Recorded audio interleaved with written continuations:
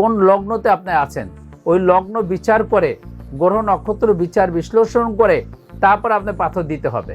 এখন আপনার নাম নিয়ে একটা পাথর পড়লেন আর রাশি সুই নিয়ে একটা পাথর ব্যবহার করলেন। ভিডিওটি মনোযোগ সহকারে শেষ পর্যন্ত দেখুন। আর এমনই সব রাশি রত্ন পাথরের নিয়মিত তথ্য পেতে আমাদের চ্যানেলটি এখনই সাবস্ক্রাইব করুন ও পাশে থাকা বেল আইকনটিতে ক্লিক করুন। আসসালামু আলাইকুম দর্শকবৃন্দ, আপনারা অনেক সময় আমাদের জিজ্ঞাসা করেন যে আমি একটা পাথর ব্যবহার করব, কি পাথর লাগবে, বা আপনারা অনেক সময় বলেন যে আমার রাশি সিংহ, আমি কি পাথর ধারণ করব। যখন আমরা জিজ্ঞাসা করি আপনি যে সিংহ রাশি, আপনার জন্ম তারিখটা বলেন, আপনারা তখন জন্ম তারিখটা বলতে পারেন না, বলেন যে আমার বাবা মা কখনো তো রাখে নাই, তো অনেকে বলেন যে ভাই ভুলে গেছি আমার জন্ম তারিখটা কি। তা আপনি জন্ম তারিখ যদি ভুলে যেয়ে থাকেন তাহলে কিভাবে জানবেন যে আপনার রাশি সিংহ বা তুলা বা মেষ, এই রাশিগুলো আপনি কিভাবে বলতে পারলেন? তখন বলে একজন জ্যোতিষ আমাকে বলছে আমার সিংহ রাশি, বা অনেকে বলেন যে আমার মেষ রাশি, বা কেউ বলেন আমার তুলা রাশি। আচ্ছা, আপনারা যে বলেন তুলা রাশি বা মেষ রাশি সিংহ রাশি, আপনি তো জন্ম তারিখটাই জানা নাই। জন্ম তারিখ ছাড়া কখনো বলা যায় না আপনি কি রাশি। তাহলে আপনি কিভাবে পাথরটা ধারণ করবেন? তখন বলে যে তা কিভাবে পাথর পরব।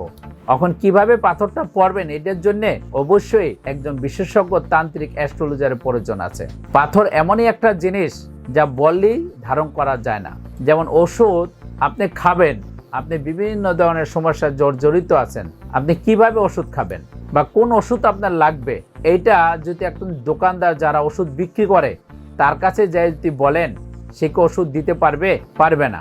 সে বলবে আপনি ডাক্তার দেখাইছেন, বলবেন না আমি ডাক্তার দেখান, আমার ব্যথা বিভিন্ন ধরনের, উনি ক্ষণিকের জন্য একটা ওষুধ দিয়ে দিবে। কিন্তু আপনি একটা ডাক্তার দেখাইতে হবে। ডাক্তার দেখানোর পরে তখন বলতে পারবে যে আপনি কি কি সমস্যা আছে, ওই সমস্যার উপরে ভিত্তি করে আপনার ওষুধ লাগবে, যে কোন কোম্পানির ওষুধ খেলে আপনার বডিতে কাজ করবে, কতটুকু পাওয়ার ওষুধ দিলে আপনার শরীরে ম্যাচিং হবে।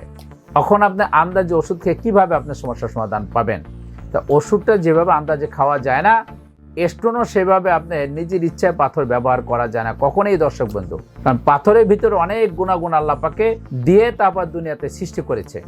অনেক ধরনের এদের ভিতরে কার্বন আছে, রেশ আছে, সূর্যের রের মাধ্যমে যে আপনি বডিতে কাজ করে। এখন আপনি তো জানেন না আপনি কিভাবে কাজ করবে, কোন আঙ্গুলে ধারণ করতে হবে। এখন তো নিজের ইচ্ছা পাথর কিনলেন, কারো কথায় রাশি ফলের কথা বললেন, অনেক দোকানে আপনি আছে বলবে যে ভাই আপনার রাশি যাতে এটা নেন, আপনি পাথরটা ধারণ করেন, কারণ রাশির উপরে সে তো দিয়ে দেবে। আপনি তো রাশি বলেই জানা নাই, আপনি তো জন্ম তারিখও জানা নাই, কিন্তু একজন বলছে সেটা শুনছেন, ওই সোনার উপরে আপনি পাথর ব্যবহার করতেছেন। ওই পাথরটা আপনার উপকার আসবে না ক্ষতি হবে, কিন্তু দোকানদারের জানা নাই আর আপনারও কিন্তু জানা নাই। এটা জানবে একমাত্র একজন তান্ত্রিক অ্যাস্ট্রোলজার। অনেক সময় আপনারা বলেন যে আমার নাম রনি বা জনি, ইসমাইল, বিভিন্ন ধরনের নাম বলেন, আপনারা নামের উপরে পাথর পড়তে চাচ্ছেন।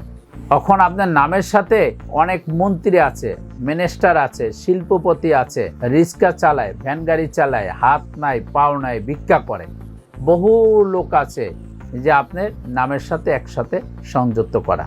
এখন আপনি যদি নামের উপরে কোনো পাথর যদি পড়ে থাকেন, বা অনেকেই বলে থাকে নামের রাশি, এখন আপনার নামের সাথে যে রাশিটা আসবে, যে ভিক্ষা করে তার ওই রাশিটা আসবে, আর যে মন্ত্রী তার ওই রাশিটা চলে আসবে, কারণ আপনার নামে যা আছে ওই ভিক্ষা করে তার নামে ওইটিই আছে। এখন নামের সাথে পাথর পরে যদি আপনি সমস্যার সমাধান পেতেন, তাহলে জীবন আর ভিক্ষা করতো না। সে পাথর পরে, তার নামের পাথর পরে বা নামের উপরে রাশির পাথর পরে তার ভাগ্য পরিবর্তন করতে পারতো, বা রিস্কালো আর জীবনে রিস্কা চালাতো না, তো নামের উপরে পাথর পরে তার ভাগ্য পরিবর্তন করে নিত। এখন কিছু কিছু মানুষ আছে যে এই রকমের অ্যাস্ট্রোলজি করে বা পাথর বিক্রি করে, সামান্য বই পড়ে কিছু অ্যাস্ট্রোলজি শিখছে, পাথরের দোকান দিয়েও বসে আছে, বা অনেক জায়গায় দেখবেন মাজারের সামনে বা অনেক জায়গায় দেখছেন পাথর নিয়ে বসে আছে, একটা সামনে একটা বই রাখছে বা টিয়া রাখছে, এইটা দিয়ে আপনার বইলা একটা পাথর দিয়ে দিচ্ছে। তো তা তো জানা নাই যে আপনার কোন গ্রহ খারাপ আছে, কোন লগ্নতে আপনি আছেন, ওই লগ্ন বিচার করে, গ্রহ নক্ষত্র বিচার বিশ্লেষণ করে তারপর আপনি পাথর দিতে হবে। এখন আপনার নাম নিয়ে একটা পাথর পড়লেন আর রাশি সুই নিয়ে একটা পাথর ব্যবহার করলেন, এটা কিন্তু ঠিক না দর্শকবৃন্দ। পাথর পড়তে হলে অবশ্যই একজন ভালো তান্ত্রিক অ্যাস্ট্রোলজারের পরামর্শ নেবেন। আপনি গ্রহ নক্ষত্রগুলো বিচার বিশ্লেষণ করে তারপর আপনাকে বলবে যে আপনার এই সমস্যাগুলো আছে, এই সমস্যার উপরে ভিত্তি করে তারপর কোন স্টোন দেবে, কোন কালার আপনার লাগবে, এই কালারগুলো আপনার হাতের সাথে ম্যাচিং করতে হবে। আপনি হাতের দিকে তাকাই দেখেন আপনার হাতটা কিন্তু একজ কালার না, বিভিন্ন কালার আছে হাতের ভিতরে। এই হাতের সাথে যদি কালারটা ম্যাচিং না হয় তাহলে আপনার পাথরে কাজ করবে না, উল্টা রিয়াকশন করবে। এবং পাথরটার সাথে পোশাকের কালার ম্যাচিং করতে হবে। পোশাকের কালারের সাথে আপনার ভাগ্যের অনেক কিছু পরিবর্তন আছে, এগুলো তো ভিডিওতে বলা সম্ভব না, এগুলো সাক্ষাতে বললে অনেক কিছু জানতে পারবেন।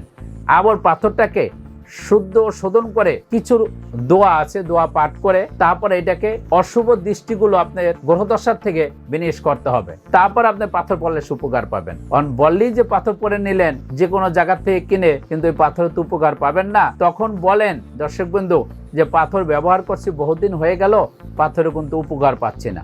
তখন পাথরেরও দোষ দেন আর অ্যাস্ট্রোলজারও দোষ দেন, যেহেতু পাথরে কোনো কাজ করে না।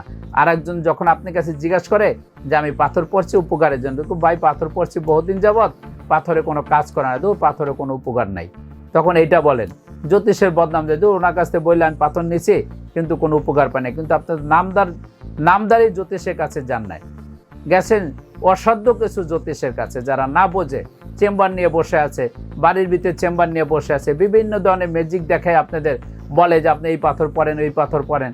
আপনারা সেই সমস্ত লোকের কাছে যে আপনারা বিভিন্ন ধরনের সমস্যায় পড়ে তারপরে তাদের কাছে পাথর নিয়ে আপনারা তখন পাথর উপকার পান না, বদনাম করেন। এই ধরনের পাথর আপনারা ব্যবহার করবেন না দর্শকবৃন্দু, ব্যবহার করে মানুষের বদনাম করবেন না।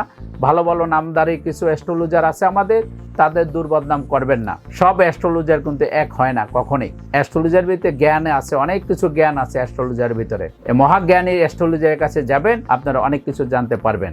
দর্শকবৃন্দু, আমি আজকে সামান্য কিছু আলোচনা করলাম, পরবর্তী হয়তো আপনাদের সামনে অন্য কোনো আলোচনা নিয়ে আপনাদের সামনে আসবো।